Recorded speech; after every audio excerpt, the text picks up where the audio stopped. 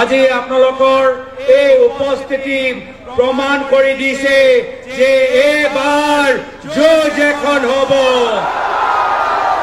যুঁজ এখন হ'ব, যুঁজ এখন হ'ব। আমি যুঁজিম আৰু আমি জিকিম, আমি যুঁজিম, আমি যুঁজিম, আমি যুঁজিম, আমি যুঁজিম। কাৰ বাবে যুঁজিছো? নিজৰ বাবে নহয়, আমি যুঁজিছো আমাৰ অসমীয়া আইৰ বাবে, আমি যুঁজিছো অসমীয়া মানুহৰ স্বাভিমানৰ বাবে, আমি যুঁজিছো অসমীয়া মানুহৰ আবেগৰ বাবে, আমি যুঁজিছো অসমীয়া মানুহৰ নিৰাপত্তাৰ বাবে।